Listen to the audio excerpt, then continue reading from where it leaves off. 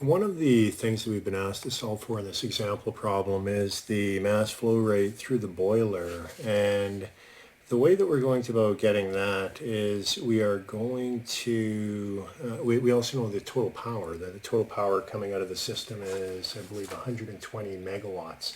So consequently, what we're going to do is we're going to do a balance where we're going to find the amount of work, that is the work that we're putting in through the pumps, and then we'll find the work coming out through the turbines. The difference of that would be the power out. We can then put that in terms of per unit mass flow rate through the boiler, and from that we can get mass flow rate through the boiler. So that's what we're going to proceed and do now. So I'm going to start by writing out the first law.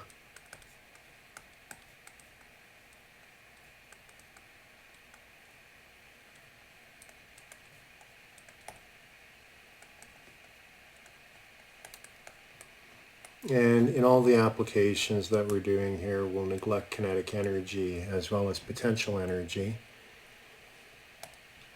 And when we're looking at work in a pump, we can also neglect heat transfer.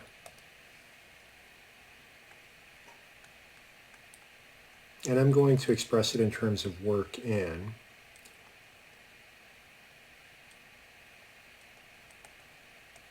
Remember, work in is a negative, and that's why we get rid of the negative sign by doing that. So what we're going to do, we're going to start by looking at pump 1.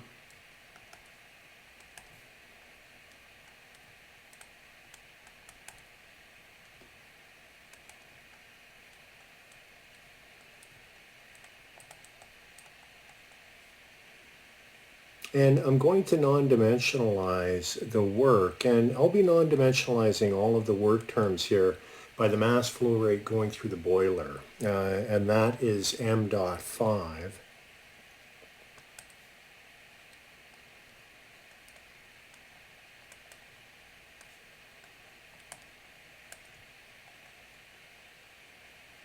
Now, mass flow rate at 1, we can express that in terms of mass flow rate through the boiler minus the mass that is stripped off and sent through the open feed water heater.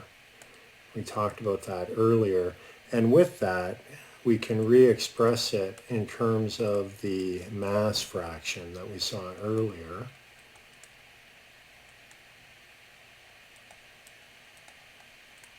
So that becomes the expression for work in 1. We can then substitute in values.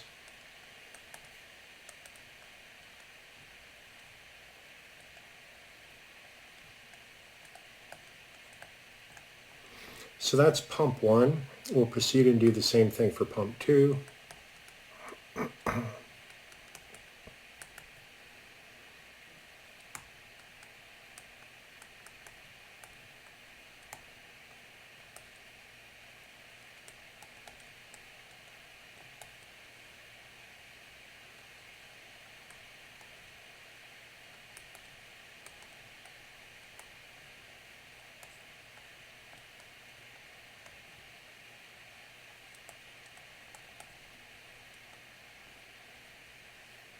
Now, m dot 3 and m dot 5, that's mass flow rate into the boiler and out of the boiler. If we go back and look at our schematic, where was it here?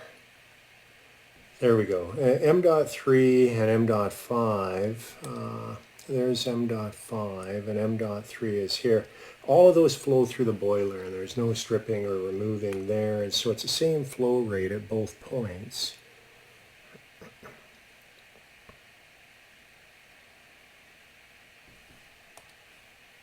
Consequently, that ratio is 1. And so we can plug in values.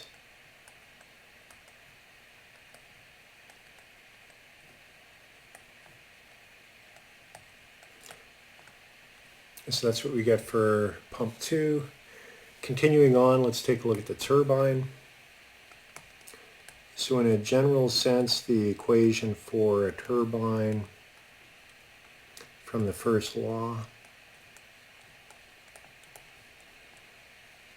Now a turbine is a device that does work, and consequently it will be a positive work. So with that, we can switch around the enthalpies.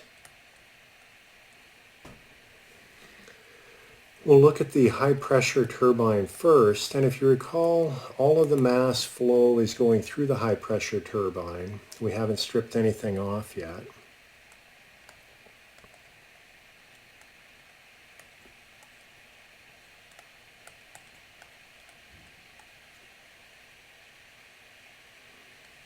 I'm now going to express that in terms of a per unit mass, so dividing by m dot 5.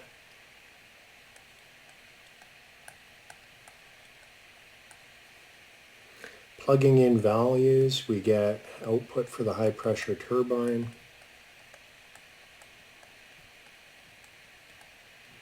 Kilojoules per kilogram, and now that's per kilogram mass through the boiler. Taking a look at the low pressure turbine, now remember here we have stripped some of the mass off, so we need to account for that.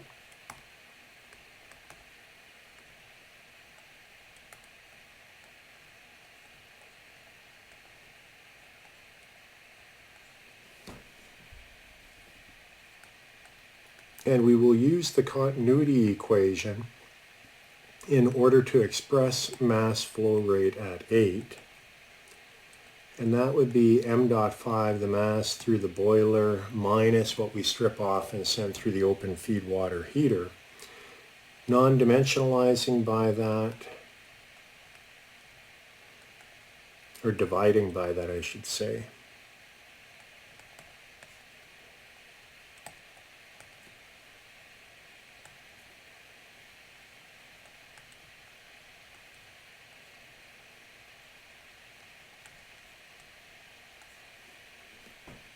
And when we plug in the values, we get work out for the low pressure, 787.20.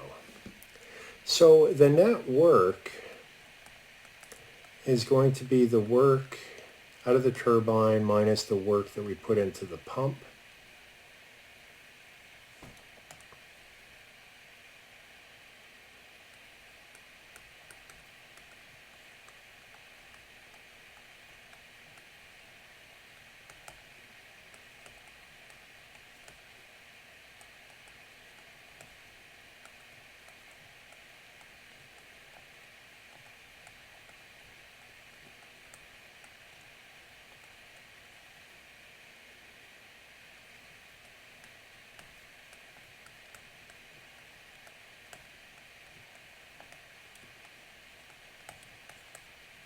We get that for the work net, and we can now equate that to the total work out of the steam cycle, or for our plant.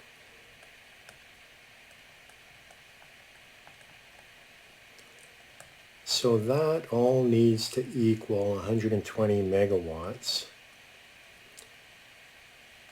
And I will express that in terms of kilojoules per second. And so here, we've determined that, we know that because that's the power output, so we can directly then solve for m dot 5. Doing that, we get the mass flow rate through the boiler.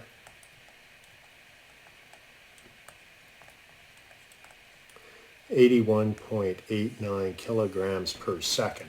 So that answers the first part of the problem. The last thing that we're going to do in the next segment is we'll take a look at the thermal efficiency.